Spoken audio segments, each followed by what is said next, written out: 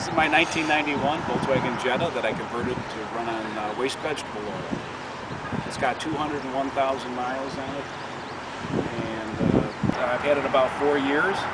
Replaced many things over the 4 years, especially when I first got it. I've replaced brakes, the struts, the injectors, the timing belt, accessory belt, air conditioner, compressor, thermostat, and a couple other things here and there.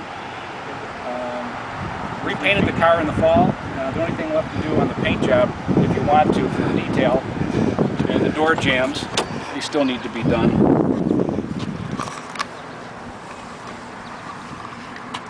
But the interior is basically in good condition considering the age of the car. Maybe a couple minor cracks on the dashboard. As usual, they tend to crack there.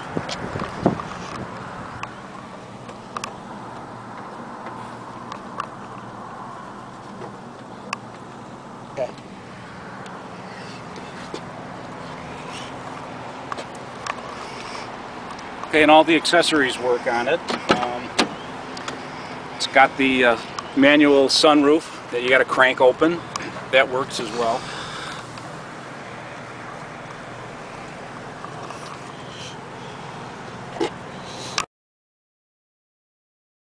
The hood and show you the vegetable oil conversion parts that are under the hood and in the trunk.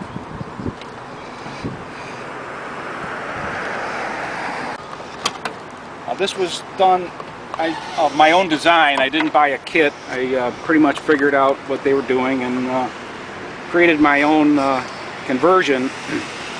One thing I thought was missing in the kit was that it didn't constantly circulate the oil while it was warming up, because you have to start it on the diesel and you can't run it on the vegetable oil until the oil reaches a certain temperature.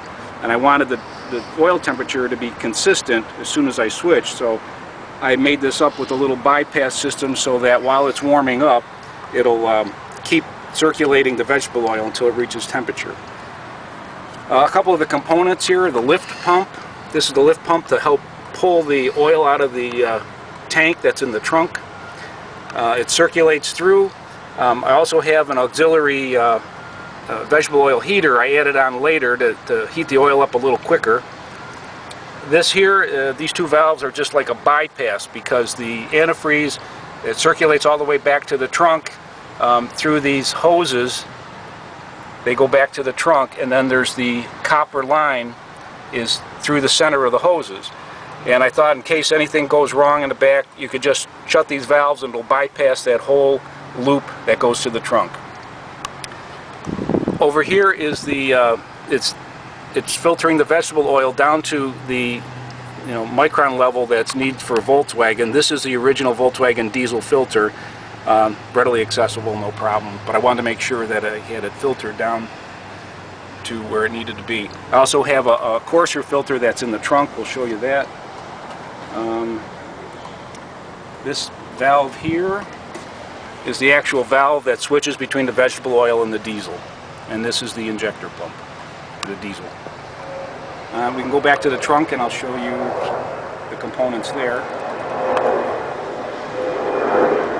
This is where the tank where the vegetable oil goes. It's an old boat tank. This is where you fill up the vegetable oil right in here. To pour it in there.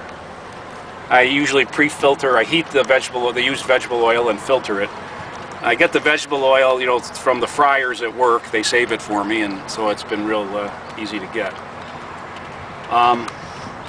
In the tank here, I have a hole cut in the top where I put a coil that goes down inside, and the water from the antifreeze, basically from the front there, circulates back through these hoses and in through that coil and heats up the vegetable oil. It then gets pulled out from the tank by this little a lift pump. It pulls it through this filter, which is a heated diesel truck filter. And the antifreeze again circulates, the hot water circulates through that and heats up the vegetable oil.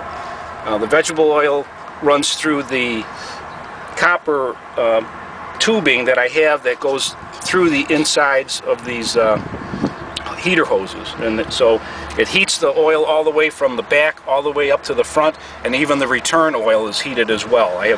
It's heated both ways to help maximize the heat and keep it, get it up to temperature faster.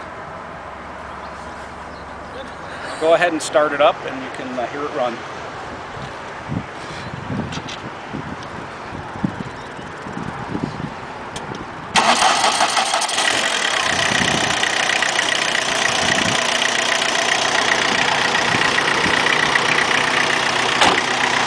Starts up pretty good.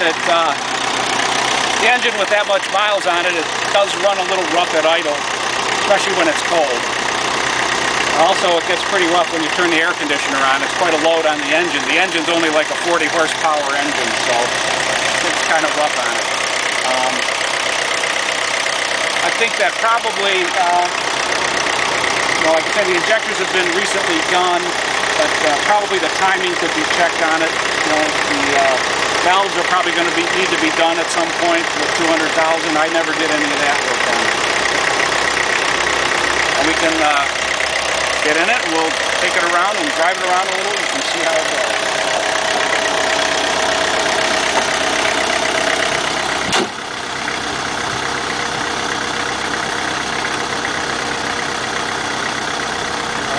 Right here is the little setup that I have to show the temperature of the vegetable oil, so I know when it's up to temperature. This is the amount of fuel in the tank. Right now the sender's a little flaky. That sender in that tank that's in the trunk might need to be replaced soon. Sometimes it fluctuates. This is the vacuum gauge that tells you when the filters are starting to get clogged up.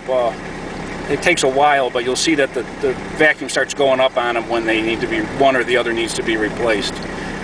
This is an extra coolant pump that I have here that helps push the antifreeze all the way back, all the way to the tank and through. This is the pump for the vegetable oil that comes out of the tank, and then this is just switching between the fuel source. The yellow is diesel and the green is vegetable oil. Right now it's a little low on temperature. It has to be at least 160 or so before we switch it, but I can show you that. We'll let it run and we'll take it around. Basically the car is overall in pretty good shape for its age. The clutch seems to be fine. Transmission seems to be good. The synchro for second gear is worn out, which again is common, but I found that if you hesitate slightly when you go to shift to second, it doesn't grind at all, and I'll demonstrate that. So we'll take it around the parking lot here.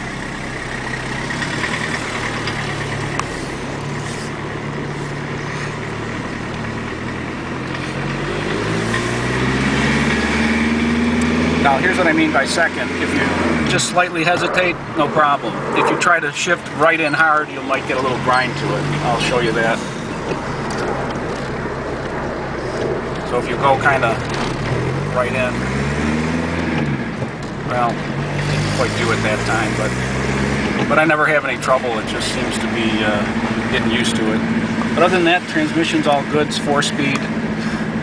Park and brake, I now replaced the park and brake cables, brakes, and see what else. Everything pretty much all works, all the accessories. I'll put on the air conditioning. You'll see it does shake a little bit more when you put the air on. The air is not ice cold, but it does work. That takes a little while too.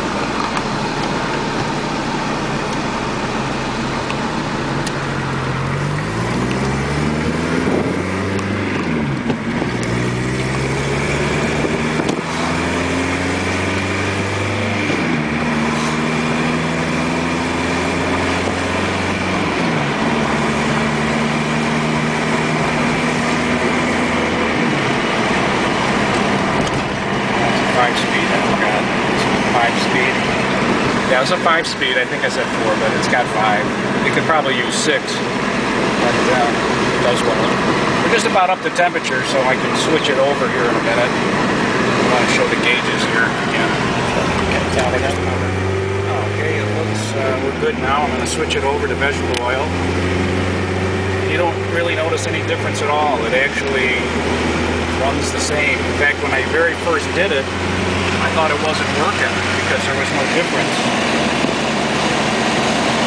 The car itself gets about, right now, about 31 miles to the gallon. I recently took a trip to Albany, which I got 635 miles to the gallon going on just diesel, because I only needed a little diesel to warm up the car. And once I got it warmed up, I went all the way to Albany and back on vegetable oil.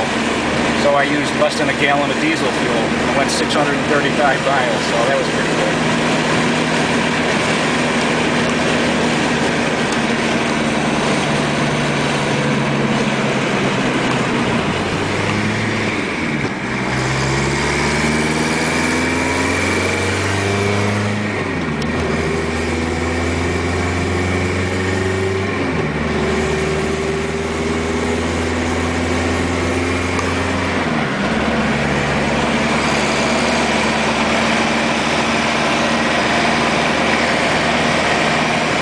The AM/FM cassette, nothing fancy, but that has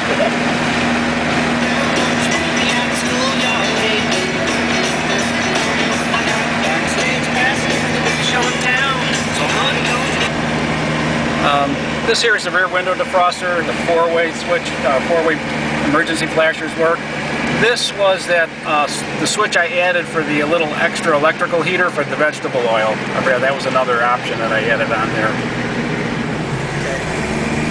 All right, now we're getting close to getting back, so you want to switch it back to diesel and purge all the vegetable oil out of the system, you know, just by driving it before you shut it off, because you don't want to shut it off and then leave that vegetable oil to get cold because it gets too thick, and then you almost can't get the car started. Something that you might want to add, and I was thinking of adding, was an automatic little beeper that reminds you in case you shut the car off without purging it first. That's pretty easy to do, and I know that some of the vegetable oil conversion places, they have the parts for that.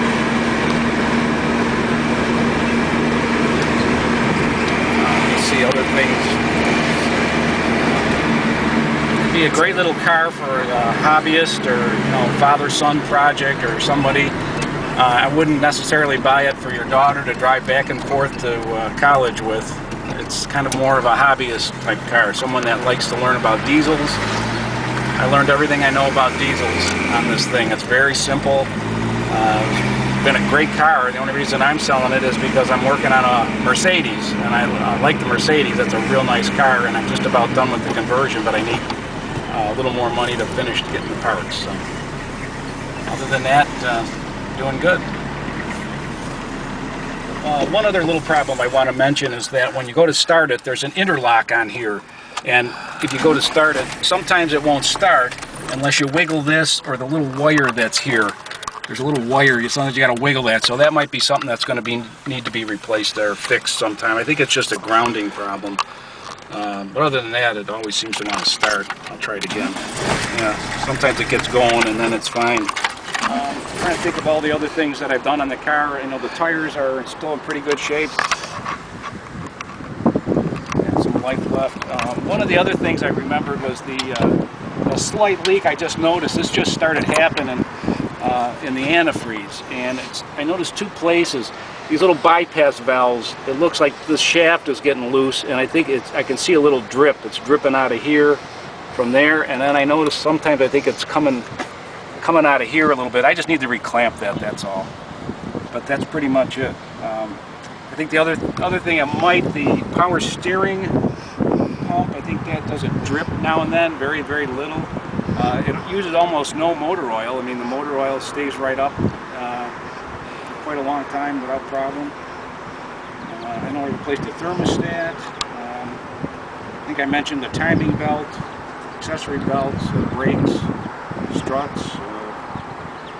I don't think of all the work I did on it now, but it's all in pretty good shape. So it's a good father-son project. Again, it's something that you might want to just tinker with. You know, improve it. You can make improvements. It'd be a lot of fun and save a lot of money on fuel. That's it.